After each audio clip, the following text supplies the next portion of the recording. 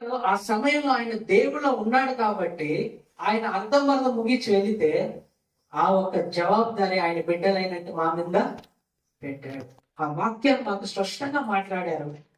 ఆ రోజు ధైర్యంగా ఎట్టి పరిస్థితిలో ఈ గ్రామంలో ఈ యొక్క ఆలయపు పనులు ఏముందో ఇది ముగించాలని మేము ఆసక్తి కలిగి ప్రార్థన చేసుకుంటూ వచ్చాము. దానికి సమయం వచ్చినప్పుడు ఇంతవరకు దేవుడు కృప చేశాడు. ఆ గేట్ కాంపౌండ్ పెట్టడం కానీ, గేట్ పెట్టడం కానీ, పైన ఆ షిలువ చేయడం కానీ, మరి ఇంతటితో అయిపోలే. మాకు ఈ పని ప్రారంభించిన ప్రతిసారి మంచి యాక్సిడెంట్స్ అయ్యి బాగా బెంగళూరు నుంచి వచ్చేటప్పుడు ఏదో ఒక నష్టం. కానీ అన్ని ఒక సమయంలో ఓపెనింగ్ అని దేవుడిలో మీకు చెప్తాను. మొన్న వచ్చేటప్పుడు కూడా అంటే ఈ రీసెంట్ కాదు, లాస్ట్ వీక్ లో వచ్చాము. అప్పుడు కూడా ఒక భయంకరమైన విపత్తుల నుంచి దేవుడు మమ్మల్ని కాపాడాడు. హల్లెలూయా. కానీ ఈ లోకంలో ఉండేవాడి కంటే మాలో ఉండేవాడు గొప్పవాడు. హల్లెలూయా. వాటినంతా చూసి మేము భయపడం. మమ్మల్ని సృష్టించిన దేవుడు, మమ్మల్ని రక్షించిన దేవుడు జీవంతో ఉన్నాడు. ఆయన మాకి జయాన్ని కలుగజేస్తాడు. కాబట్టి మీకు ఎప్పుడైనా గుర్తొస్తే మా కుటుంబాన్ని గురించి ఒకే ఒక్క స్తోత్రం మాత్రం చేస్తాను. ప్రభు వాళ్ళ కుటుంబం నిమిత్తమై స్తోత్రం, అంతే చాలు. ఇంకా మీకు విశేషంగా ఈ గ్రామంలో నా ఒక డ్రీమ్ ఉంది. ఒక మంచి మ్యూజిషియన్స్, కీబోర్డిస్ట్, మంచి వర్షిప్స్, ఈ మాదిరిగా స్పీకర్స్ పెట్టి, ఇంకా మంచి క్వాలిటీ స్పీకర్స్ పెట్టి దేవుని ఆరాధించాలి. దాంట్లో కొద్ది పాటైనా ఈరోజు చాలా happy brother. Really I felt very happy. ఎందుకంటే మేము ఆరాధించే స్థలంలో ఇలా ఉంటాయి, కీబోర్డ్ ఉంటాయి, డ్రమ్స్ ఉంటాయి. అది 1 అవర్ 1.5 అవర్ వర్షిప్ స్టార్ట్ అయిపోతే అది ఎలా వెళ్ళిపోతాము. కానీ ఈరోజు ఆ అనుభూతి మాకు ఇక్కడ దేవుడు దయచేస్తాడు. వచ్చే దినాల్లో ఇంకా అధికంగా మీ అందరి సహాయంతో ఈ గ్రామం అంతా రక్షణ పడాలి. హల్లెలూయా. ఎందుకంటే మేము లోపల ఉన్నాము, చూస్తాము. చాలా మంది మాకు తెలిసిన వాళ్ళు కానీ చాలా మంది జీవితాల్లో దేవుడు ఎన్నో అద్భుతాలు చేశాడు. 1, 2 కాదు, ఎన్నెన్నో అద్భుతాలు చేశారు. వాళ్ళందరూ చెప్తాంటారు, మేము ప్రభు తలుచుకుంటున్నాము, ప్రభు మా జీవితం ఇలా అద్భుతం చేశాడు, మా జీవితం ఇలాంటి మహత్కార్యం చేశాడు అని వాళ్ళు సాక్ష్యం చెప్తాంటారు. వాళ్ళు సాక్షి చెప్పినట్టు వాళ్ళు ఇంత ధైర్యంగా ఆలయానికి రాలేదు. ఎందుకంటే వాళ్ళకు ఉండే అనేక నిబంధనలు ఉంటాయి, అనేక సమస్యలు ఉంటాయి, ఆ కట్టులు వేరే వాళ్ళ చుట్టూ ఉంటాయి, దాన్ని దాటుకొని రాలేదు. కానీ మనం అందరం ప్రార్థన చేసినప్పుడు ఒక వాక్యం ఉంది కదా, ఏమని ప్రసంగిలో, మీ ఆహారాన్ని నీళ్ళ మీద చల్లుడి, అది అనేక దినములైన తర్వాత దాని ప్రతిఫలాన్ని మీరు చూసేదరని.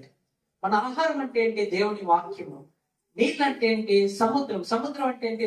లోకం మీద దేవుని వాక్యం మనము చదివినప్పుడు అది వచ్చే సమయం, తగిన సమయంలో దేవుడు ఏం చేస్తాడు? ఆ ఆత్మల్ని మన ఆలయానికి పిలుచుకొస్తాడు. హల్లెలూయా. కాబట్టి మన దేవుని వాక్యంలోకి వెళ్దాము. ఇక్కడ కూడి వచ్చిండే మీ అందరినీ యేసుక్రీస్తు నామంలో స్వాగతాన్ని కోరి మిమ్మల్ని అభినందిస్తున్నాను. హల్లెలూయా. మరి ఒక వాక్యం తీసుకుందాం.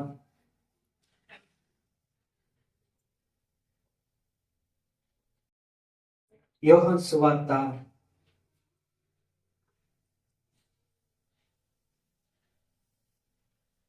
21వ అధ్యాయము 15వ వాక్యము, 16వ వాక్యము, 17వ వాక్యము. యోహాను సువార్త 21వ అధ్యాయము 15, 16, 17. వారు భోజనం చేసిన తర్వాత యేసు సీమోను పేతురును చూసి, యోహాను కుమారుడైన సీమోను, వీరికంటే నీవు నన్ను ఎక్కువగా ప్రేమించుచున్నావా? ఏమంటున్నాడు? వీరికంటే నీవు నన్ను ఎక్కువగా ప్రేమించుచున్నావా? నేను నిన్ను ప్రేమించుచున్నానని నీవే ఎరుగుదువు అని ఆయనతో చెప్పెను. యేసు నా గొర్రె పిల్లలను మేపమని అతనితో చెప్పెను. యోహాను కుమారుడైన సీమోను, నన్ను ప్రేమించుచున్నావా? ఏమంటున్నాడు? రెండే కడవా. యోహాను కుమారుడైన సీమోను, నన్ను ప్రేమించుచున్నావా? ఇది రెండే కడవా.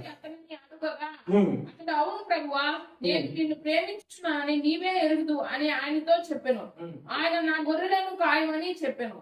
3వ సారి ఆయన యోహాను కుమారుడైన సీమోను, ఉమ్, నన్ను ప్రేమించుచున్నావా ఉమ్, అని అతనిని అడిగెను. ఉమ్, నన్ను ప్రేమించుచున్నావా అని మూడవసారి ఉమ్, తను అడిగినందుకు ఉమ్, పేతురు వ్యసనపడి, ఉమ్, ప్రభువా, ఉమ్, నీకు సమస్యను ఎరిగిన వాడు, ఉమ్. నిన్ను ప్రేమించుచున్నానని నీవే ఎరుగుదు అని ఆయనతో చెప్పెను. ఆమేన్. ఇప్పుడు పేతురు ఎన్ని తడవలు అడిగాడు? ఏమని అడిగాడు? మీరు నన్ను ప్రేమించుచున్నావా? మీరు పక్కన ఉండే ఉన్న ఒక్కొక్కరిని ఒకరు చూసి యేసు నువ్వు ప్రేమిస్తున్నావు అని అడగండి చూద్దాం. అడగండి, యేసుని నువ్వు ప్రేమిస్తున్నావా అడగండి చూద్దాం. అడగండి బ్రదర్. అరే తమ్ముడు, యేసుని ప్రేమిస్తున్నావా? మీరు ఎవరు ప్రేమించడం లేదా? మరి అడగండి పక్కన ఉండే వాళ్ళకి, ఒకతడు అడిగి చూడండి. వాళ్ళ మొక్కలు చూసి అడగండి. ఆహా, వాళ్ళ మొక్కలు చూసి అడగండి, ప్రేమిస్తున్నారా? వాళ్ళ మొక్కలు చూసి అడగండి, తల ఉంచుకోలేదు కాదు. ఏదో బ్రదర్, తల ఎడుతూ కేవలం పాటలు ప్రేమిస్తున్నారా? ఇప్పుడు 2 తడవలు అడిగారు, మూడో తడవ అడగండి చూద్దాం. ఏమొచ్చింది మీకు ఆన్సర్? వచ్చిందా? సరే, నేను ముగింపులో మిమ్మల్ని ఇంకొకటి ఇదే మాట్లాడతాను. అప్పుడు ప్రేమిస్తున్నారా లేదనే విషయాన్ని మీరు చెప్పాలి. ఓకే, మరి ఒక్క నిమిషం కళ్ళు మూసుకోండి. ప్రభా, ఈ సమయంలో ఈ వాక్యంతో మీరు మాట్లాడండి. యేసయ్యా, నన్ను హత్తిరా వీరు, ఓ యేసువే, నా నిన్నను బిట్టు పాలలారేను, నా చింత నుండుము, ఓ యేసయ్యా, నే నిన్ను విడిచి బ్రతకాలేనయ్యా. హల్లెలూయా, హల్లెలూయా, హల్లెలూయా, హల్లెలూయా, హల్లెలూయా, హల్లెలూయా,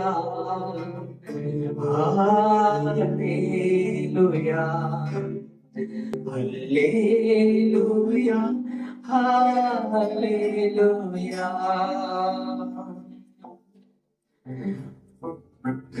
ನೀರಿನ ಸಮಯದಿ ತಾಯಿಯಾಗಿರು, ಪ್ರಾರ್ಥಿಸುವ ಸಮಯದಿ ಜೀವವಾಗಿರು, ಕಣ್ಣೀರಿನ ಸಮಯದಿ ತಾಯಿಯಾಗಿರು, ಸಾಲದ ಸಮಯದಿ ತಂದೆಯಾಗಿರು.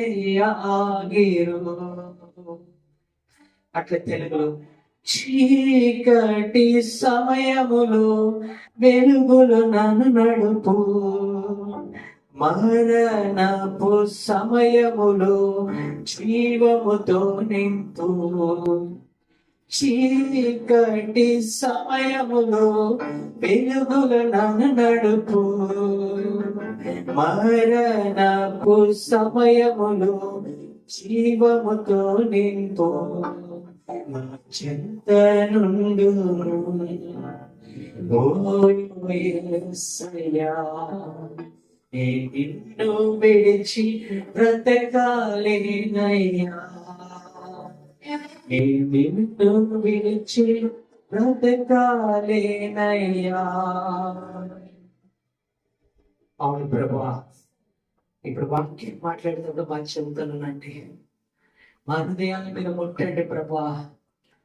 మేము ఈ చెవులో విని ఈ చెవులో వదలడానికి మేము ఇక్కడ కూర్చోలేదు ప్రభువా.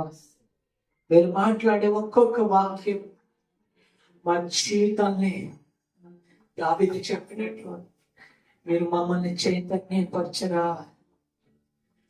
యేసయ్యా, ఈ సమయంలో వాక్యంతో మీరు మాట్లాడండి.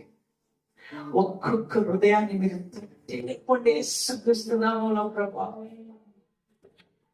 మీరు వెళ్ళి పేతురుని అడిగారు, పేతురు, సీమోను పేతురును నన్ను ప్రేమిస్తున్నావా?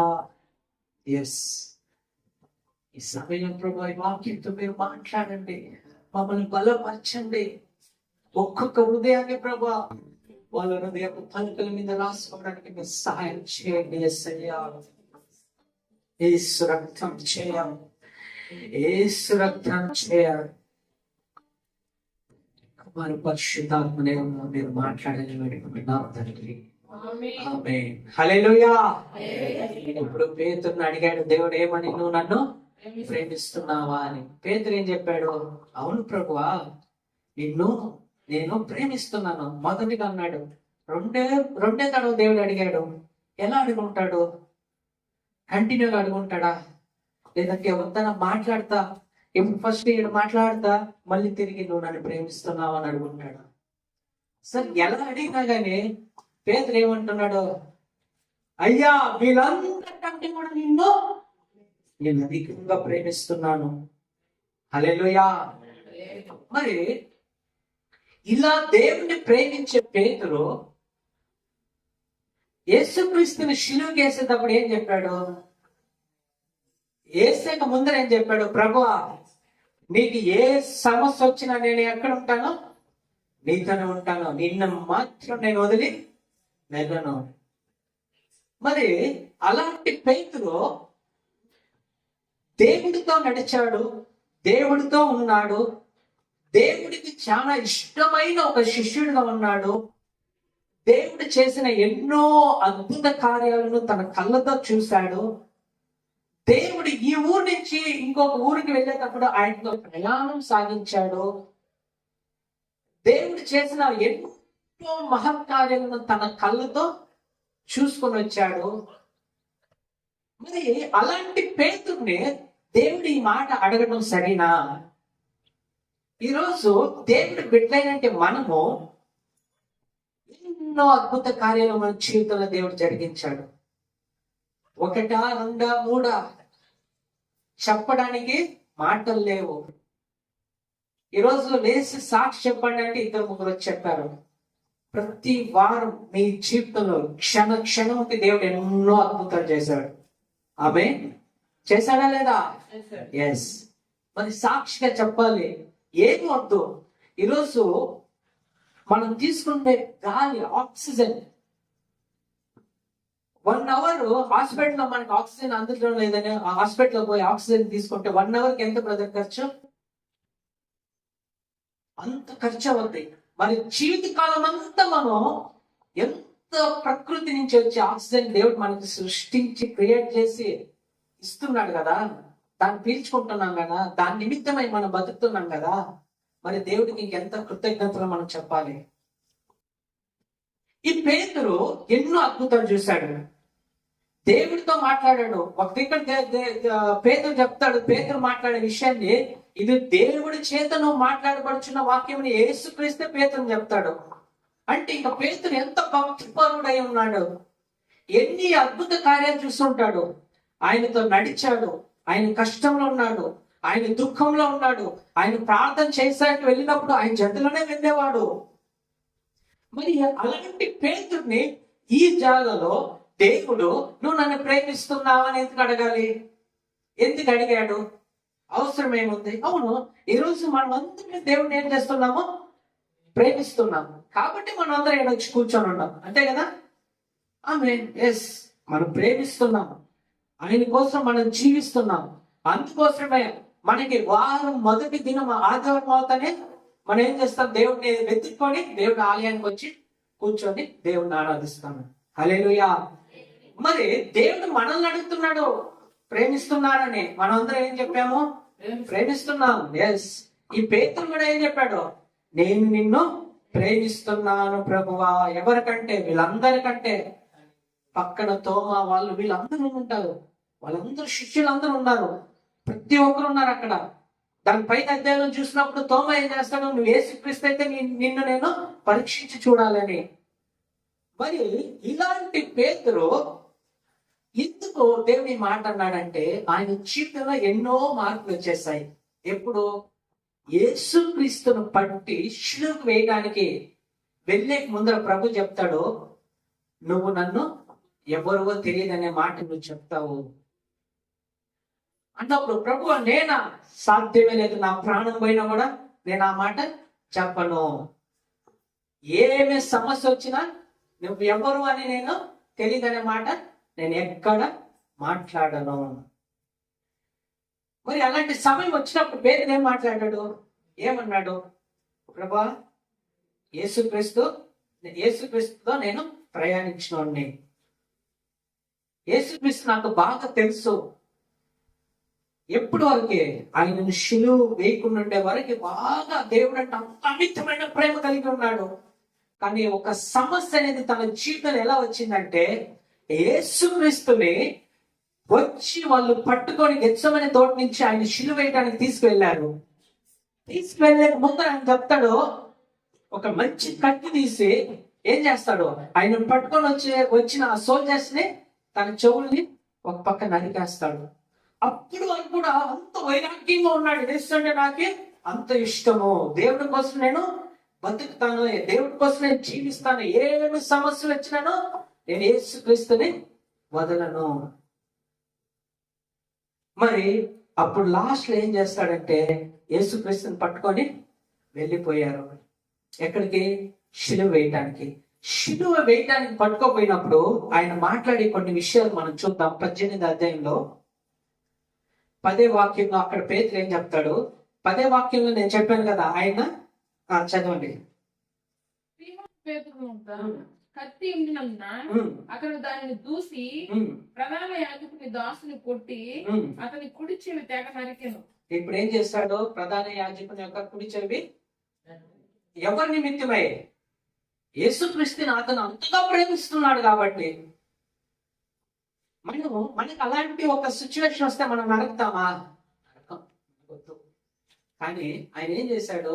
తన ఆత్మతను అక్కడ వ్యక్తపరిచాడు. అది సరైన తప్పు. ఎందుకంటే దేవుడి బిడ్డలో శాంతపరులుగా ఉండాలని ఉంది. మరి అయినా సరే దేవుడి మీద ఉండే ప్రేమని ఎంత ఆత్రుతగా చూపించాడు.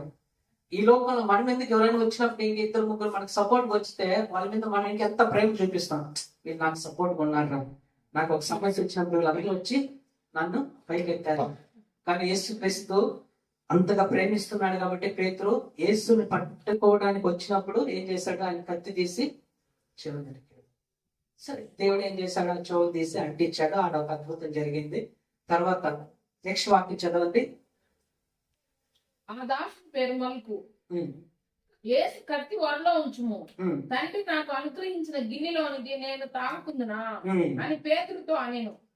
ఇది దేవుని చేత నియమింపబడిన విషయం కాబట్టి పేతురు చేసే విషయాన్ని, ఇది తండ్రి చేత నియమింపబడిన, తండ్రి చేత జరగవలసిన విషయాన్ని నువ్వు అడ్డపరచుకుము, దీన్ని నీ వల్ల ఆటంకపరచుకుము. అప్పటి వరకు పేతురు అలాగా ప్రయాణించుకొని ఇప్పుడు ఏం చేశారు? యేసుక్రీస్తును పట్టుకొని తీసుకొని వెళ్ళారు. ఎక్కడికి? శిలువ వేయడానికి. తర్వాత వాక్యం ఏం చెప్తుంది? 17వ వాక్యంలో, ద్వారం వద్ద కావలి ఉన్న ఒక చిన్నది పేతురుతో, నీవును ఈ మనుషుని శిష్యులలో ఒకడవు కావా అని చెప్పగా, కాను. అప్పుడు ఆయన చెప్పాడు, నేను ఆయనతో ఉన్న ఒకడిని కాదు. మొదటి అబద్ధాలు స్టార్ట్ అయిపోయింది తన జీవితంలో. అప్పుడు వరకు ఏమొచ్చినా ప్రభా నీకైనా ఉంటానన్నాడు. ఇక్కడి నుంచి ప్రాబ్లం స్టార్ట్ అయింది.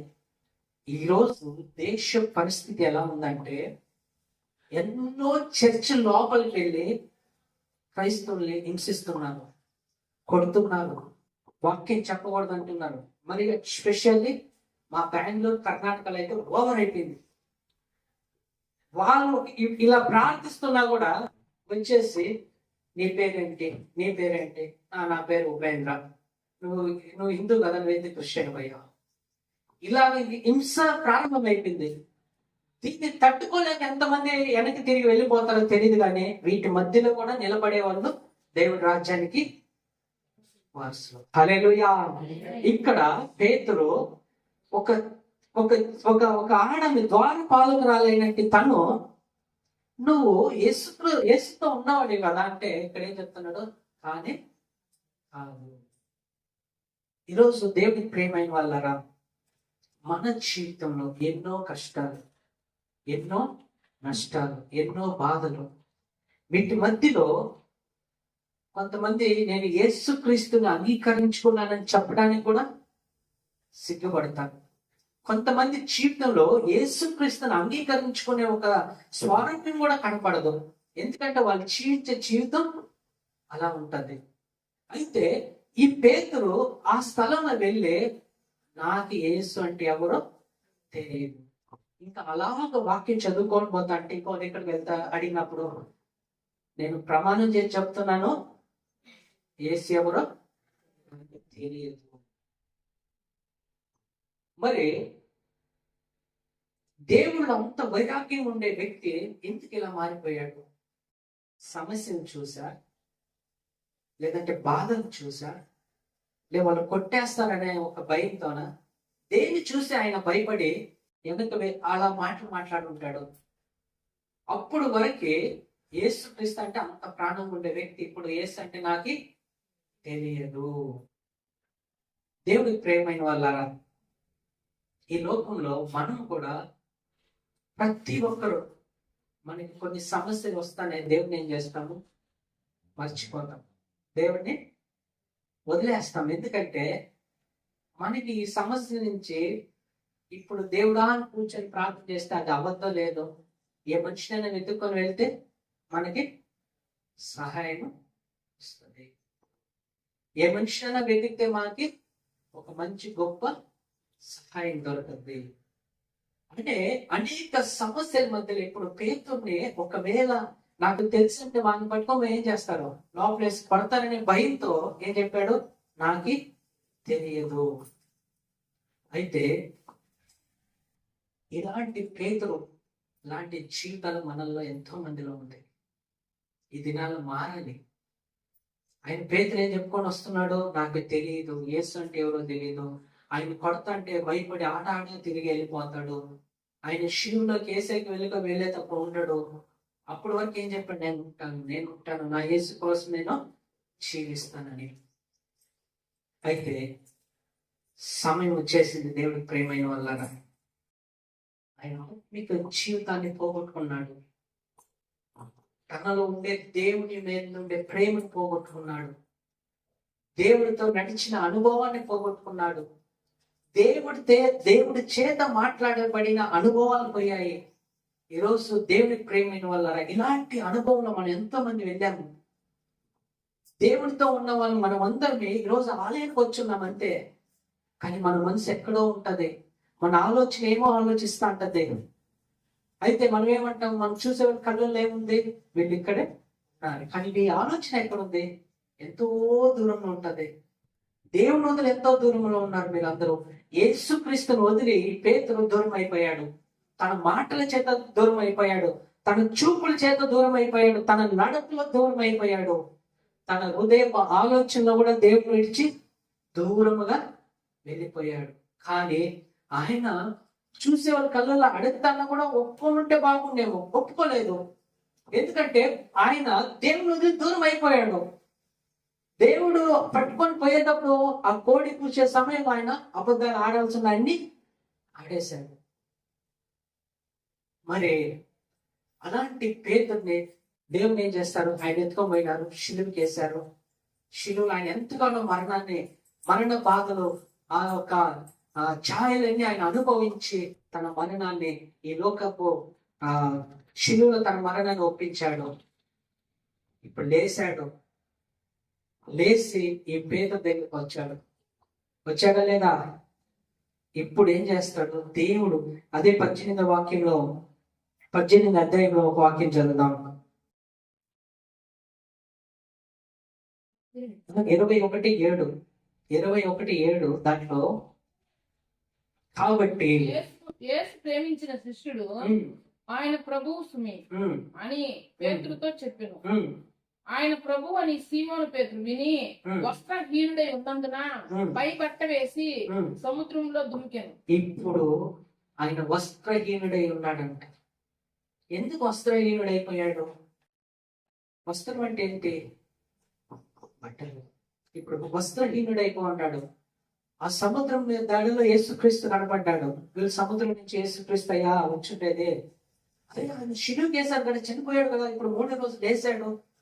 వచ్చాడా లేదా అని తోమకు డౌట్ వచ్చి ఆయన కన్ఫర్మ్ చేసుకుంటాడు. ఆ గాయాలన్నీ ఏలు పెట్టి ఓకే చూపిస్తాను. ఇప్పుడు ఈ పేతురు వస్త్రహీనుడై ఉన్నాడు. మరి సబ్జెక్ట్కి వచ్చేసాం. హల్లెలూయా. ఇప్పుడు జాగ్రత్తగా వినాలి. మన జీవితంలో దేవుని వదిలి దేవుడితో నడిచిన వాళ్ళమే, దేవుడి చేత ఆశీర్వదింపబడిన వాళ్ళమే, దేవుడి చేత రక్షింపబడ్డ వాళ్ళం మనము. ఆయన రక్తము చేత కడిగి శుద్ధీకరింపబడ్డ వాళ్ళం మనం అందరం. ఆమేన్. హల్లెలూయా.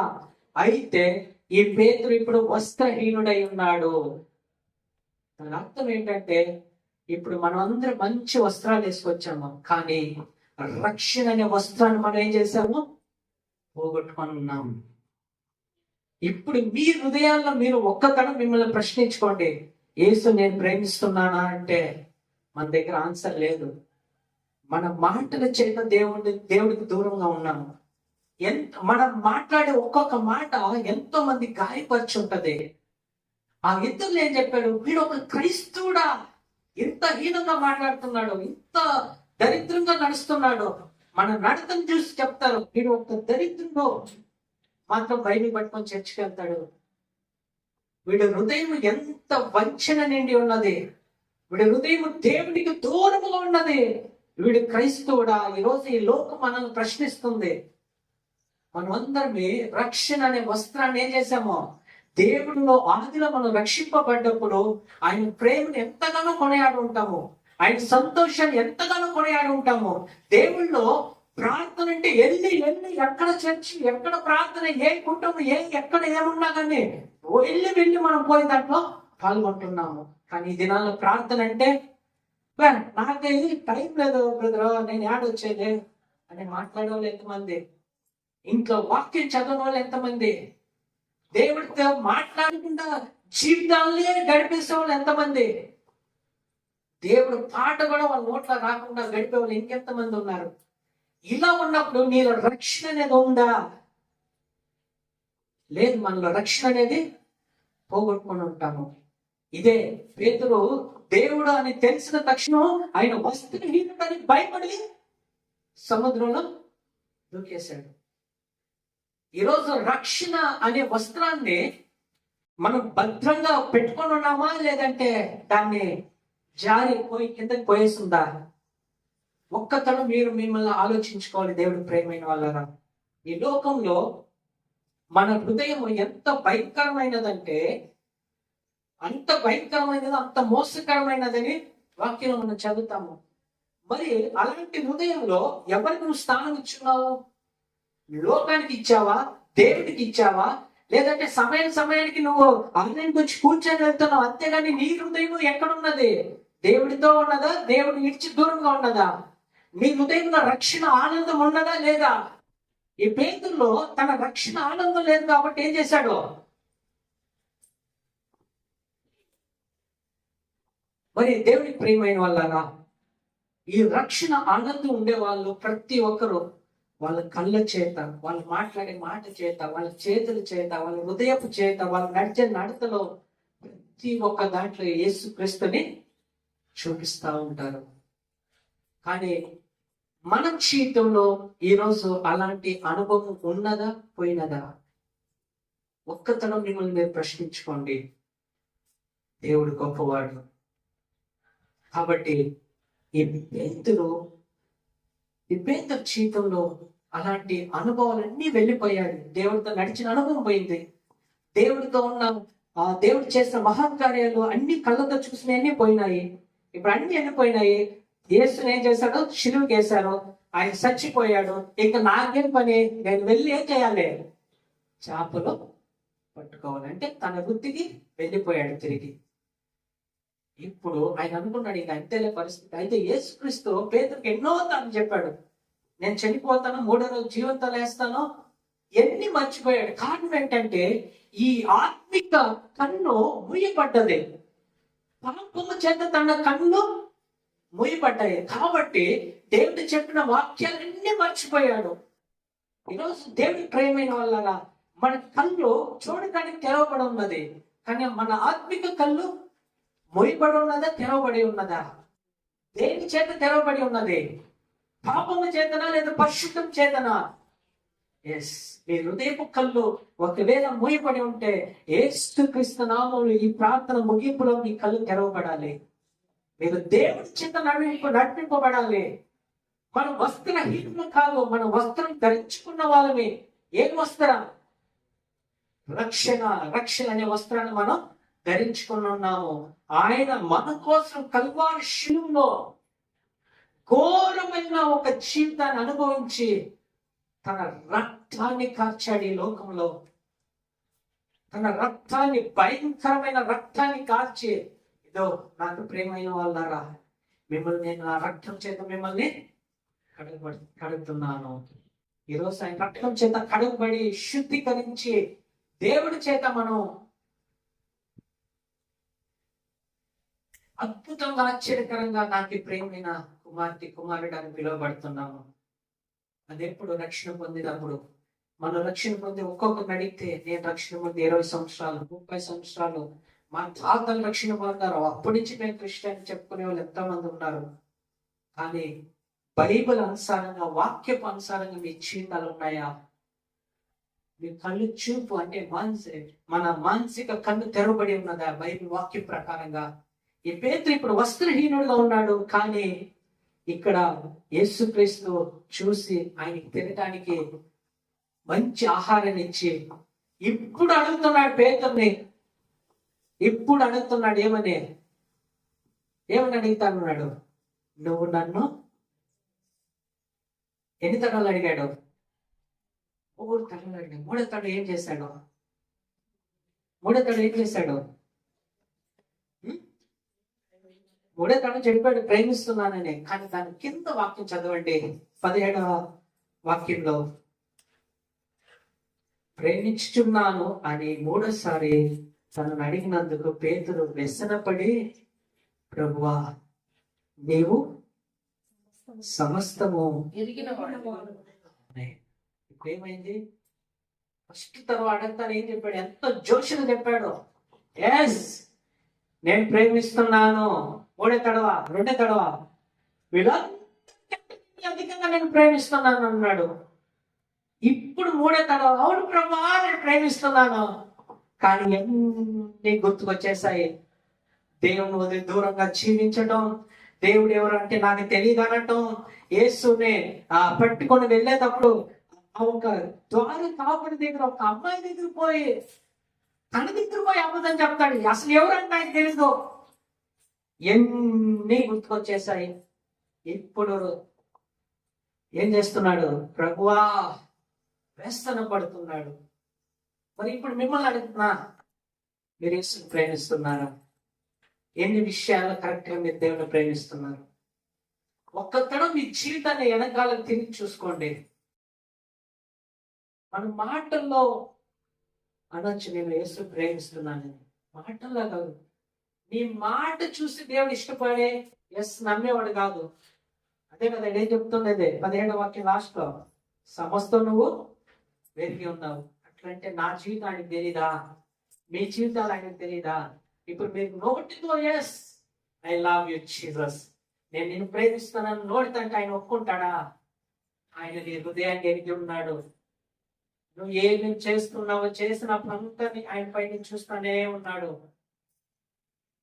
ఇప్పుడు దేవుడు మనల్ని అడిగితే ఏం చెప్తాం? మన దగ్గర ఏం ఆన్సర్ ఉంది? ఎస్, ప్రేమిస్తున్నాం. ఆత్మీకంగా మా చేతుల క్రియల నుంచి, మా నడతల నుంచి నీకు విరోధమైన కార్యాలు ఏది లేదు ప్రభా, నేను ప్రేమిస్తాను. కానీ మనిషి మాత్రం కాబట్టి ఎన్నో విషయాలు మనం జారి విచ్చుంటాము. దేవుని దగ్గర ప్రతి దినము అవును ప్రభా, నా కళ్ళ తిన్న పాపాలు చేశాను, నా నోటి తిన్న పాపాలు చేశాను, ఒక తల క్షమించయ్యా అని ప్రతినిత్యం మనం వేడుకోవాలి. ఎందుకంటే మనకి తెలియకుండా మన జీవితాలు ఎన్నో జరిగిపోతుంటాయి. క్షణం మాత్రంలో మనకి తెలియకుండా ఎన్నో విషయాలు జారిపోతుంటాయి. అయితే దేవుడు జాడి ఇలాగా తప్పు చేసేసాడే, ఈమె తప్పు చేసేసిందే, బహిష్కరించి బయట అయ్యిందని దేవుడు నెట్టేలేదు. అప్పుడు పేతురు దగ్గరకు వచ్చి చెప్తున్నాడు, మూడెక్కడ అడిగితేనే అతను పడ్డాడు. ఎస్ ప్రభా, ఎన్నో విషయాల్లో నేను నిన్ను ప్రేమించడం లేదయ్యా, ఎన్నో విషయాలు నేను గణపరచడం లేదయ్యా, ఎన్నో విషయాల్లో నీ నామాన్ని అనేక స్థలంలో దూషింపబడే రీతిలో నేను నడుచుకొని ఉన్నానయ్యా. ఆ పేతురు అప్పుడు వ్యసన పడుతున్నాడు, అప్పుడు బాధపడుతున్నాడు, అప్పుడు గోలడుతున్నాడు, అప్పుడు ఏడుస్తున్నాడు దేవుడి సమూహంలో. అయితే దేవుడు ప్రేమైన వాళ్ళరా, పేతురు జీవితం మీకు ఊరికే కొంచెం చెప్పొచ్చాను, డెప్త్ గా పోతే చాలా బాగుంటది. అయితే అపోస్తుల కార్యాలు 2వ అధ్యాయంలో మనం చూసినప్పుడు ఆయన పరిశుద్ధాత్మ భరితుడై, ఏమయ్యి పరిశుద్ధాత్మ భరితుడై, అప్పుడు వరకు ఆయనను శిలువకి వేసే జనాల ముందర యేసుక్రీస్తుని శిలువకి తీసుకొని పోతాడు. చిన్న చిన్న వ్యక్తిని చూసి కూడా భయపడ్డాడు. ఎప్పుడు యేసుక్రీస్తుని తన స్వంత రక్షకుడుగా అంగీకరించుకొని తన పాపము చేత కడగబడి పరిశుద్ధాత్మ భరితుడుగా ఈ పేతురు మారాడు, ఆ క్షణం నుంచి ఆయన అపోస్తుల కార్యం 2వ అధ్యాయం నుంచి మీరు కానీ చదవండి, ఇంటికి వెళ్ళి చదవండి. ఆయన పరిశుద్ధాత్మ భరితుడైన తర్వాత అదే జనాల మధ్యలో లేచి నిలబడతాడు. ఎక్కడ యేసుక్రీస్తు నాకు తెలియదు అన్నాడు, యేసుక్రీస్తు ఎవరిని చంపడానికి కూడా భయపడిన అదే జనాల మధ్యలో లేచి నిలబడి ఆయన ప్రసంగాన్ని ప్రారంభించినప్పుడు 3000 మంది ఉన్న పాటన రక్షణ పొందారు.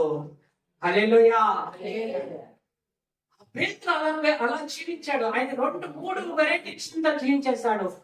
కానీ ఎప్పుడు ఆయన ఆత్మ చేత రక్షింపబడి పరిశుద్ధాత్మ భరితుడిగా మారాడు, ఆయన లేచి నిలబడిన తక్షణం అనేక దురాత్మ శక్తులు నిన్నాయి, అనేక రోగులు పారిపోయాయి. ఆయన ప్రార్థించి వాక్యాన్ని పంచడం ప్రారంభించిన తక్షణం ఆ స్థలంలో అనేక 3000 మందికి పైకి రక్షణ పొందారు. ఎంత గొప్ప కార్యం!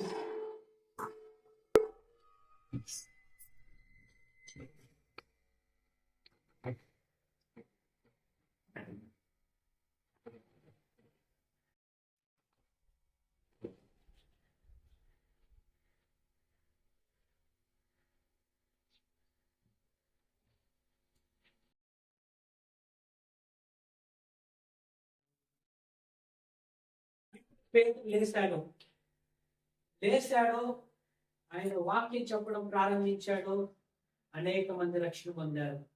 ఒక్క క్షణం మీరు ఒక్క తడవ రిమైండ్ చేసి చూసుకోండి. ప్రభువా, మా జీవితంలో ఎన్నో విషయాల్లో మేము తప్పిపోయి ఉన్నాం, మనకి తెలియకుండానే జరిగిపోయి ఉంటాయి. మన చేతుల చేత, మన మాటల చేత, మన క్రియల చేత. అయితే పరిశుద్ధాత్మ భరితుడుగా మారిన ఈ పేతురు లేచి నిలబడి ప్రసంగం చేసినప్పుడు అనేక శక్తులు వెళ్ళాయి, అనేక యవ్వనస్తులు దేవుడి చేత అభిషేకింపబడ్డారు, గొప్ప కార్యాలు జరిగాయి. మరి దేవుడి ప్రేమైన వల్ల ఈ దినంలో దేవుడు ఆలయం కూడి వచ్చిండే మీ అందరూ కొంచెంసేపు ప్రభువా మీరు నన్ను తెచ్చి ప్రార్థన చేస్తే ఎడలా దేవుడు మీ జీవితాన్ని ఇంకా ఇప్పుడు ఉండే దానికంటే ఇంకా గొప్పగా మారుస్తాడు. హల్లెలూయా. నువ్వు వెళ్ళే దారిలో దురాత్మ శక్తులు వెళ్ళిపోతాయి, నువ్వు చూసే చూపులో రోగాలు మాయమైపోతాయి, నువ్వు మాట్లాడే మాట చేత అనేక శత్రువులు నీకు స్నేహితులుగా మారుతారు. హల్లెలూయా. మరి ఇప్పుడు ఎంతమంది మీరు దేవుని దగ్గర అడగడానికి సిద్ధంగా ఉన్నారు? ఎస్ ప్రభా, నేను నిన్ను ప్రేమిస్తున్నాను, అది నా నోటి మాట కాదయ్యా, నా హృదయపు అంతరాలకు మాట, మా హృదయపు అంతరాల నుంచి వచ్చే మాట ప్రభు అది అని ఎంతమంది చెప్పడానికి సిద్ధంగా ఉన్నారు? దేవుడికి ప్రేమైన వల్ల మనకి ఎప్పుడు ఇలాంటి సమయం దొరుకుతా ఉంటుంది, ఎప్పుడు ఇలాగే వాక్యం ఉంటా అంటాం అనుకోవాకంటే ఈ క్షణం మాత్రమే మంది. ఇక్కడి నుంచి అడుగు బయట పెట్టినంత మంది కాదు. ఏ క్షణంలో ఎలాగైనా జరగచ్చు, కానీ ఎప్పుడు దేవునితో మనం సిద్ధపాటుగా ఉండాలి. ఆయన రాకడై ఉండొచ్చు, మన మరణమై ఉండొచ్చు. ఎప్పుడైనా కానీ దేవుడి చేత మనం విలీనమై దేవుని చేత మనం ఉండిన ఎడల దేవుడు మనం అద్భుతంగా నడిపిస్తాడు. ఇప్పుడు వరకు దేవుడికి ప్రేమైన వాళ్ళగా మనం ఇప్పుడు కొంచెంసేపు దేవుడిని ఆరాధించుకొని, అంటే దేవుడు ఈ మాటలు మీతో మాట్లాడాడు. ఇందాక మీరు ప్రాణం ఎంత సంతోషంగా చెప్పారు, ఎస్ నేను నిన్ను ప్రేమిస్తున్నాను ప్రభు అని. కానీ రెండెంత భాగంలో నేను అడిగేటప్పుడు అంత జోష్ మీద రాలేదు. కారణం ఏంటంటే ఎన్నో భాగాల్లో మనం తప్పిపోయి ఉన్నాము, ఎన్నో విషయాలు మనం తప్పిపోయి ఉన్నాము. కాబట్టి ఈ సమయంలో ప్రభా నా జీవితంలో ఏ ఏ భాగంలో నిన్ను ప్రేమించే విషయంలో, నీతో నడిచే విషయంలో, నీతో మాట్లాడే విషయంలో, నిన్ను పాడే విషయంలో, నిన్ను ప్రార్థించే విషయంలో, నిన్ను వాక్యం చదివే విషయంలో నేను తప్పి ఉన్నాను, ఈ సమయంలో నన్ను నేను అర్పించుకుంటున్నాను ప్రభా, మీరు నన్ను చైతన్యపరచండి అని అడగడానికి మనం సిద్ధపడదాం. సాధ్యమైనంత వరకు ఎవరైనా కానీ ముట్టికాలు వేసాక అయితే ముట్టికాలు వేయండి దేవుడి సమూహంలో. ఏసయ్యా స్తోత్రం. ఇప్పుడు మీరు గౌరక్ష మాట్లాడాల్సిన సమయం, నేను మాట్లాడే దేవుడు మాట్లాడే సమయం అయిపోయింది. ఇప్పుడు దేవుడు ఏం మాట్లాడతారని మీకు రేపు మీ హృదయం తీసుకొచ్చి దేవుడు ఎదురు చూస్తున్నాడు. నా ప్రియమైన కుమారుడా, ఈ సమయంలో నీ జీవితాన్ని అర్పించిన దేవుడు నీ జీవితాన్ని మారుస్తాడు. ఈ సమయంలో నీ జీవితాన్ని అర్పించిన నీ జీవితాన్ని దేవుడు మారుస్తాడు. ఆయన గొప్పవాడు, మాట ఇచ్చి నెరవేర్చే దేవుడు కానీ తప్పిపోయే దేవుడు కాదు. ప్రభువా నిన్ను ప్రేమిస్తున్నాననే మాట కాదు. 3 తరాలు మీరు పేదలు అడిగారు ప్రభా, మీరు కూడా అడిగిన ప్రారంభంలో ప్రేమిస్తున్నావా? 2 తడవున్నావు, 3 తడవాలి ప్రభా. లాస్ట్ లో ప్రభా మాట అడిగినప్పుడు మనం మాట అలా రాలేదంటే ప్రభా మేము ఎందుకనో నీకు వదిలిపోతున్నా. కొన్ని అనుభవాలు ఉన్నాయి ప్రభా, ఉన్నాయి ప్రభా. అనుభవాలని మార్చి మేము ప్రేమిస్తున్నామనే విషయాన్ని మా ఉదయం మేము చెప్పుకోవడానికి సాయం చేయాలి. యేసయ్యా మీరు గొప్ప దేవుడు ప్రభా, మీరు మహాకార్యం చేసిన దేవుడు ప్రభా, మా హృదయం తగ్గుంటే దేవుడు ప్రభా. మీరు యేసయ్యా స్తోత్రం స్తోత్రం. యేసయ్యా మా ప్రార్థన ఆలకించే దేవుడు ప్రభా, మా ప్రార్థనకి మీరు బదిలించే దేవుడు ప్రభా.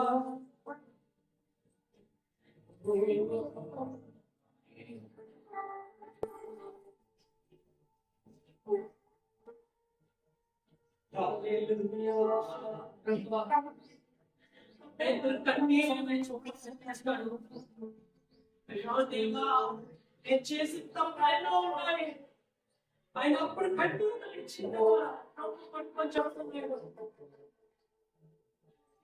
ప్రేమిస్తున్నానని మాట నోటితో చెప్పనుకున్నాను. నా పక్షాన్ని పడుతున్నాను ప్రభా. దేవుడు మీ పక్షాన్ని తప్పడాలి, మిమ్మల్ని పంపించుకోవాలి దేవుడు సమూహంలో. హల్లెలూయా.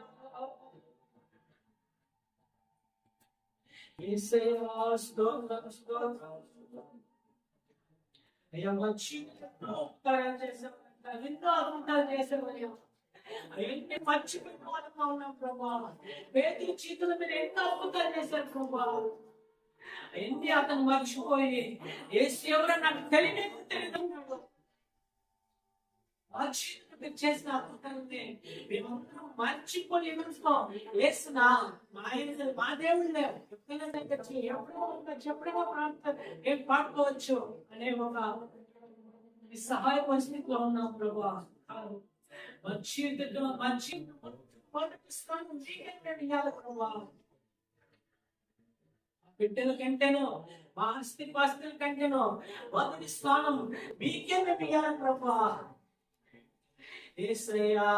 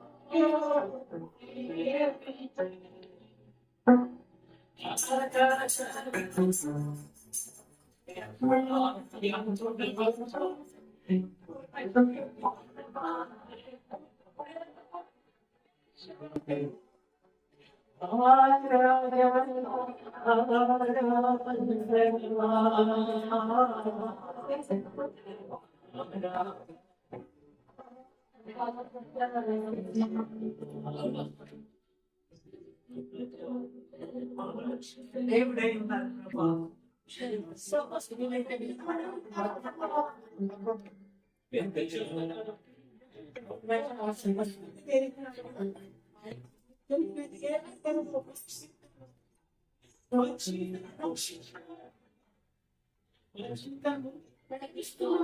ప్రభా. మాకు తెలియకుండా ఏం కార్యం జరిగాయా మాకైతే తెలియదు ప్రభా.